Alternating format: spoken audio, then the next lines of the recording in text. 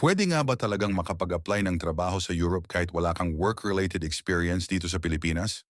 Kung isa ka sa mga nagdadalawang isip mag-apply abroad dahil feeling mo kulang ka sa experience, kulang sa diploma, o ordinaryong tao ka lang, itong video nato para sa'yo. At ang sagot? Oo, posible. Pero hindi siya madali at hindi rin instant.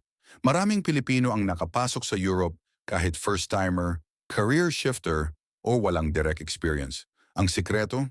Tamang diskarte, tiyaka, at pagiging handang magsimula sa mababa. May kilala akong Pilipino na dating service crew lang dito sa Pilipinas. Walang experience sa factory work, walang experience abroad, pero nakapagtrabaho sa Europe bilang warehouse worker. Paano nangyari? Una, hindi siya naging choosy sa unang trabaho. Nag-apply siya sa mga entry-level jobs tulad ng factory worker, cleaner, hotel staff, farm worker, warehouse assistant, at caregiver trainee. Kasi sa totoo lang, maraming employers sa Europe ang mas importante ang willingness to learn, attitude, at basic English communication kaysa sobrang daming experience. Pangalawa, inayos niya ang requirements niya. Kahit walang experience, ginawa niyang maayos ang resume, passport, training certificates, at online applications. Nag-take din siya ng short courses online para may mailagay sa CV. Kahit basic housekeeping o food safety training lang, malaking tulong na yon. Pangatlo, nag-apply siya ng paulit-ulit. Ito yung hindi nakikita ng marami. Akala nila isang apply lang, hired agad. Pero sa reality, minsan, 50 applications, 100 emails, at maraming rejection muna. May mga employer na hindi sumasagot. May agency na hindi tatawag. May interview na babagsak.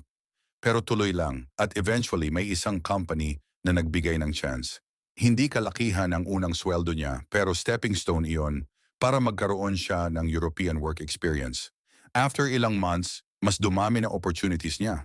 Ganito rin ang naging experience ng maraming OFW. Hindi sila nagsimula bilang expert. Nagsimula sila bilang beginner na willing matuto.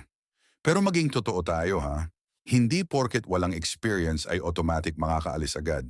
Kailangan mo pa rin maging alerto sa scam, mag-research ng legit agencies or direct hire, at ihanda ang sarili emotionally at financially.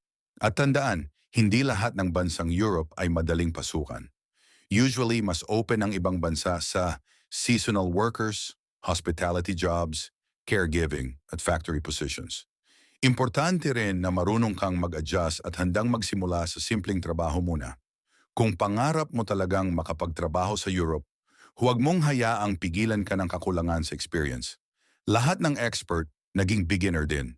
Simulan mo ngayon, ayusin ang resume mo, maghanap ng legit opportunities at mag-upskill kahit paunti-unti. At kung gusto mo ng mas marami pang tips tungkol sa pag-a-apply abroad, visa, at totoong buhay OFW sa Europe, follow mo lang ang page na to at i-share mo itong video sa mga kaibigan mong nangangarap ding makaahon. Baka ito na ang sign mo para subukan.